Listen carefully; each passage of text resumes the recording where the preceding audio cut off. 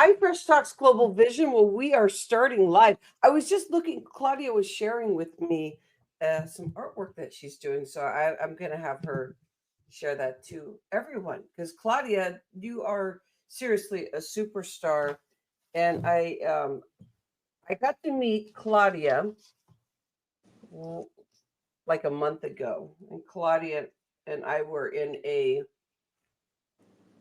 at an event together, and this is her artwork. I got real inspired. Claudia has never really been interviewed, but she has an incredible life. Some real hardship that has been opening to all her gems as a human being, on this earth. So this is going to be incredible. My name is Rhonda, and I am your host today. Well, I usually am. Fresh Talks Global Vision. We're talking about how can we get in there globally and start looking at the strength of our vocals, being able to share with people. There's tons of love around. There's a lot of vulnerability, people fighting, and people can be in that ruckus. My goal is to stop the shaming and the blaming. I call that hashtag speaker locking arms.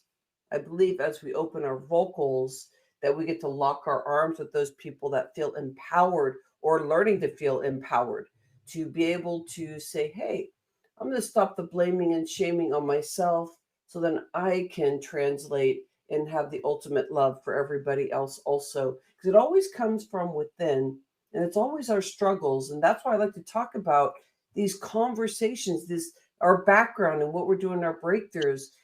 And I have some people that I've seen around that are thinking that we shouldn't share our stories because nobody's interested, or that it's not going to change anything, or I'm just, saying these things because it's all about me.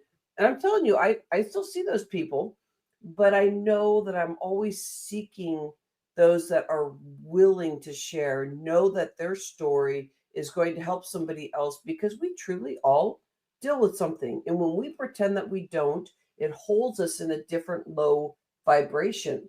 So let's come together, take a breath in, and create the energy that you want as we're going through here. And we're learning a lot about inspiration today. Envision how your day went today, how you want it to go better. We're going to give you some tools just with inspiration, and we'll see where that goes. I always think about a threshold. Walking in, how do you feel? Sometimes I'm like, but I'm going to do it. And then that inspiration creates a whole different perspective. I want you to feel that way. I want you to feel there's no more blaming and shaming in this world. So, welcome into our series, Mindset Matters to Heart. Claudia, welcome in. And I want to get into your story, but I want to welcome you to say, this is your first interview. I can't wait. Claudia, how are you doing today? Hello, Rhonda. I am doing fantastic today. Doing fantastic. I had a really great day. Got a few Good. wins. Yeah.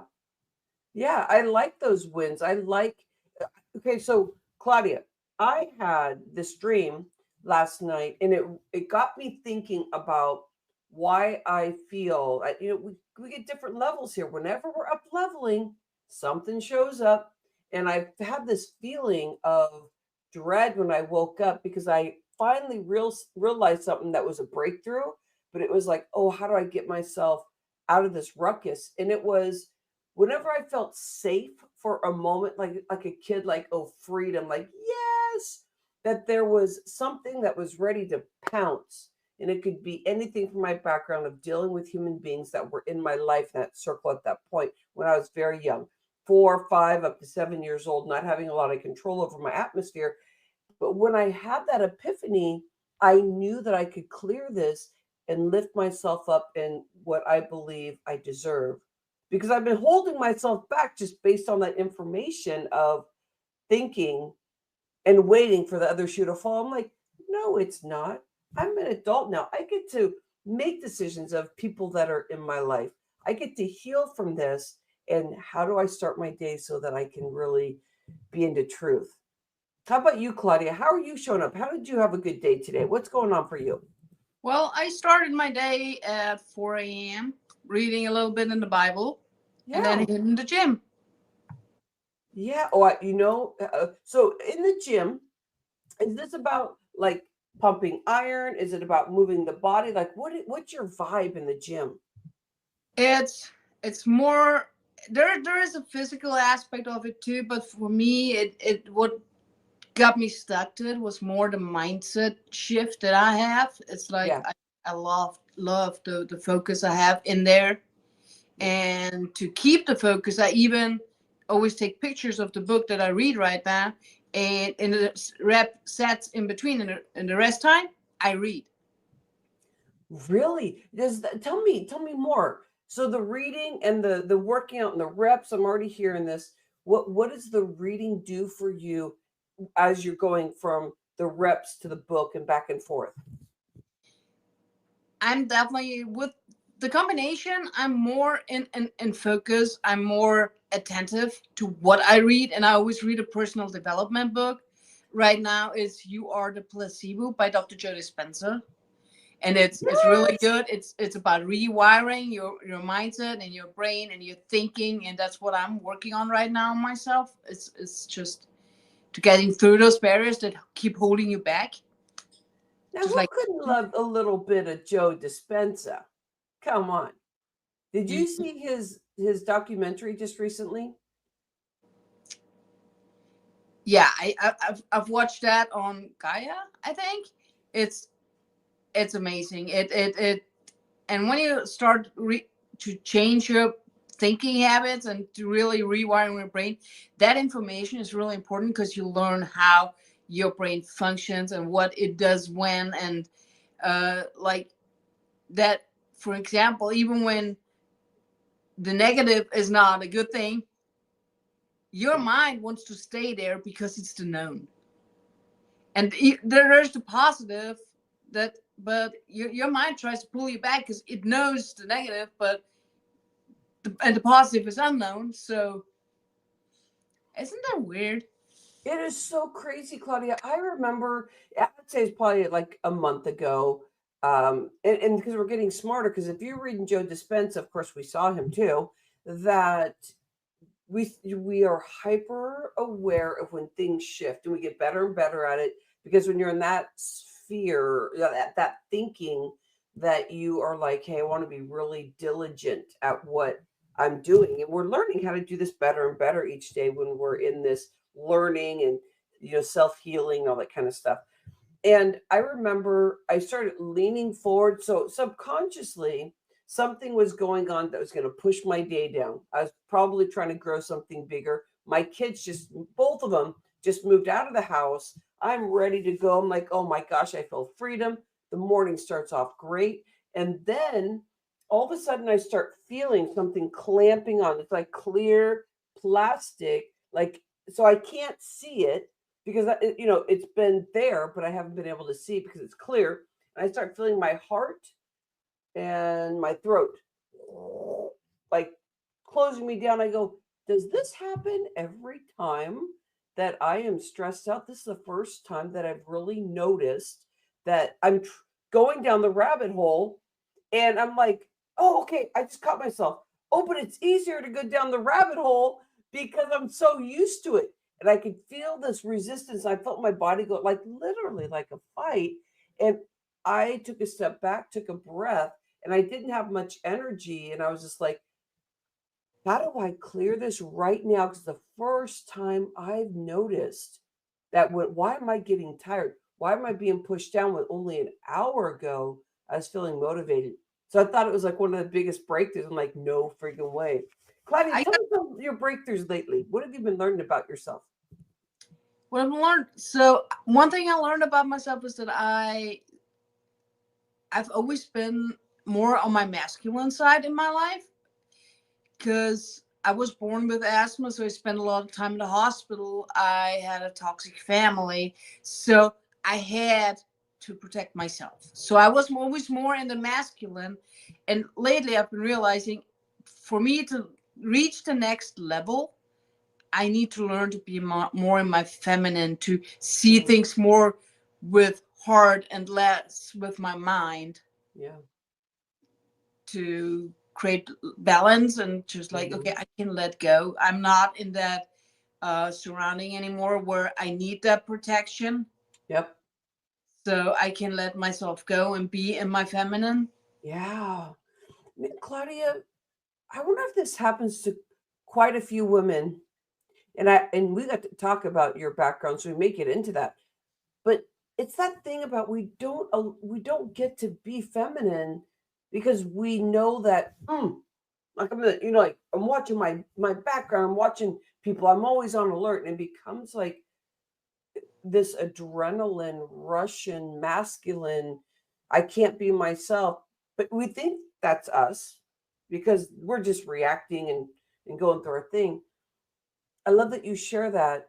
And when I first met my husband at 26 years old, I know that's why he liked me, was because I would compete with him. Like, you're doing something, okay, I'm going to do something too. I make sure that we're equal. You're going to lift that, okay, I'm going to lift that. And, I never thought about this beautiful man, taller than me, strong, has always worked out just like I did, which means as a male with all the muscles, and me as muscles from working out, but still a woman.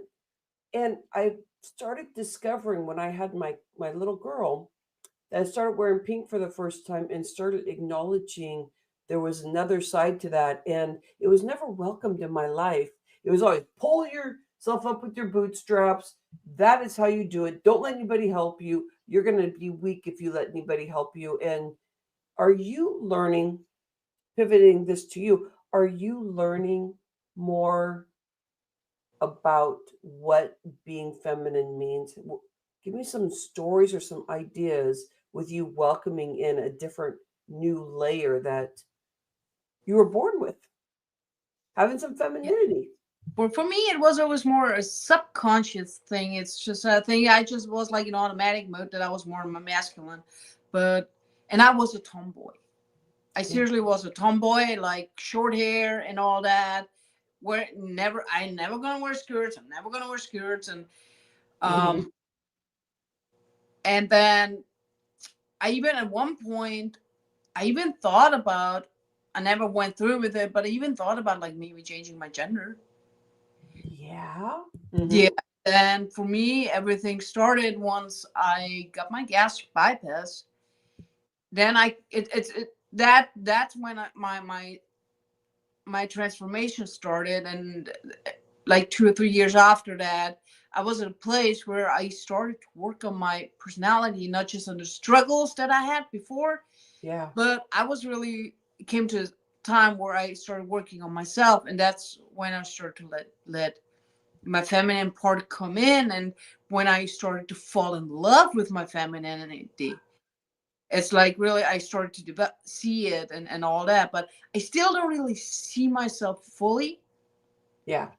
So I like I'm trying to do that, to really look in the mirror and not see it from my mindset, see it from my heart, see the femininity.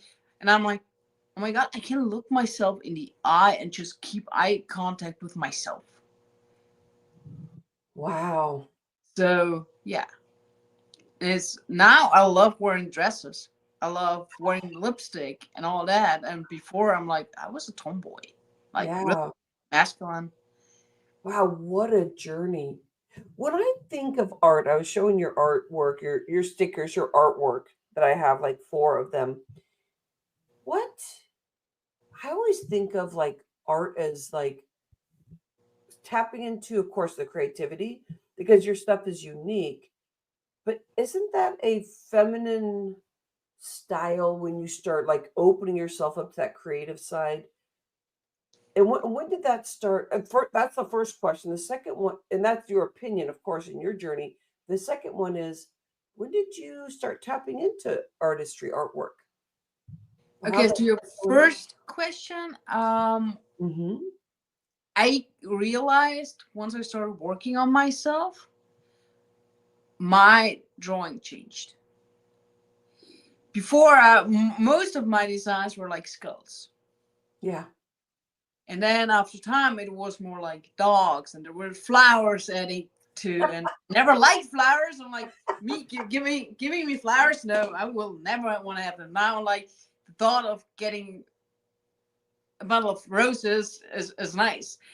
So even like the things that I drew changed over time, and it's really interesting when I look back and how it changed. How I got into drawing is I always did it. Ever since I was little, I've always drawn. And I remember one time my mom told me that my preschool teacher told her that one day I'm going to make money with my art. Wow. Yeah, and it got stuck in my head. I don't know why I remember it, but it and the last 2 years I've been keeping thinking about that over and over again. Yeah. And now that I'm like, it's kind of like a premonition from her that she knew what was going on. I mean, now Tim Grover has a canvas with one of my drawings. Really? Yes, Oh my gosh. So are you starting to open yourself up to how fabulous you are? It sounds like you've already had that window open for a bit, but to have something like that happen, there's must be some real big transformations you've been going through. it is. It's self trust. It's Mm, seeing my potential, just loving and enjoying what I'm doing, and just letting myself just flow, letting it flow, and be open to the change that comes with it, the things that I try. It's before I hadn't trusted myself or believed in drawing or anything, so I just copied things that other people drew, like Disney and animes. I just drew that, and then after a while, I started like slowly trying this and that, and now I'm creating my own designs, and people love it. And I have so many different influences I got from like the Disney, the animes, Japanese interested history, Austrian background, American background. There's so much tattooing. wow. So there's like a lot that influences my style, and I think that's what makes it unique. Well, and when you start, so your teacher saw something in you that was more than what you could understand. Probably at that time, you couldn't even really see yourself. Of course, being that young, but I mean, when we have trauma, it's sometimes hard to even see ourselves. And to this point now, where now you're doing your own artwork and the level that you're doing it at, this is incredible. So, what is your vision with your artistry? Like that next level. We're talking because I always think of our show is called Fresh Talks Global Vision. So is there something about inspiring people and motivating them to like what you want to do with your art? I know that you have some big stuff that you're creating. Motivating people was never really a goal of mine. It came to me. It's I've never thought about it But that. isn't art every time I see art, I just like I can't even imagine a piece that I've never seen before because it's an original and I get connected with it. I feel like I can do anything in life because it opens up a space in my heart that really helps me see something bigger for myself. Does that make sense? It does. It does. And what I've experienced on the travel to the event we've been, I bring joy to people. Like even when I talked to Tim Grover about the design I did about him, his eyes started lighting up. I'm like, oh my God, it fills my heart so much that I can bring joy to people with it. It's amazing. So my goal is to, whenever I have a different kind of visa, to start an apparel shop. And with that, I also want to start a foundation to support military and first responders to help those to protect the country that I love more than anything.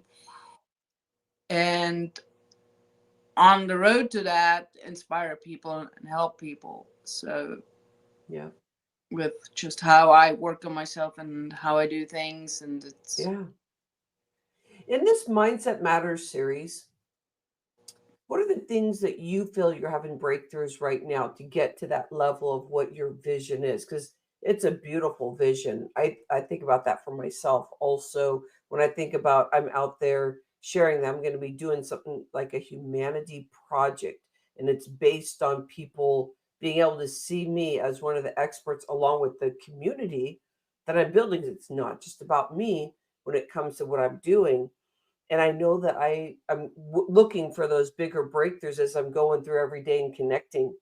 So to create what you want, what's the thing that you feel like that are stopping you today that you're like, okay, I need to work on this or that? I think it'll really serve our mindset series. it is mindset. It is mindset. For sure. Because I used to tell myself, due to my visa, I'm stuck. I'm not allowed to start a business. I did this negative self talk, Yeah. and what you say and think, that's what comes to you. So there's nothing coming to me. And then once I started realizing that after something bad, negative happened, which on the other side changed my mindset, Hmm. made me realize, Parasite, what I have to focus on right now. Just to not want things so bad, letting go, trust the timing, trust God, and Yeah. see opportunities in the unknown. And that's when I started, okay, I can print stickers and put my Instagram handle on there. So I started to like hand out all the stickers while I traveled to LA, and Yeah. there I saw that alone just made me realize something. Then I was at the Walk of Fame and handed Ewan McGregor Hmm. my business card and stickers. Yeah. There's the business So part. I'll make sure I put information in the video the, too. the same thing. Tim Grover, I met him at an event in July. I reached out to him in September, if I to his business partner, if I could have an address so I can send the canvas, and they remembered me. So I made the Because you're a impression. go getter. It's just, it's all those things. It's just like, and like in Q, I started making a drawing of him too. He was at the event too. He was the poet, and started line drawing, posted a line drawing, tagged him. He shared it. I'm like, people at this level share my art because they love it. That alone is it. I mean, makes me realize, okay, that my stuff is good. My stuff is great. Yeah. And you're leading with tenacity. How, whatever, do you have any words that come up like what you're doing right now? Because I'm thinking of like you're being like tenacious. Like this is like cool. Like, hey, can I have your address? I'm gonna send this stuff to you. It's like I always think of like music too. I'm thinking like people that want to break through in like the music industry. You're treating this just like that. Like I'm ready to break through. I love my art. I know that my art can partner with yours. I want to share this with you. Like that has to motivate people because I bet not a lot of people really do that that much. Yeah, and that's things that I just do. Yeah, That's something I'm working on to realize what I actually do. Because I just keep going. Okay, what can I do? What can I do? And like, that's so beautiful. You're right because you're driven.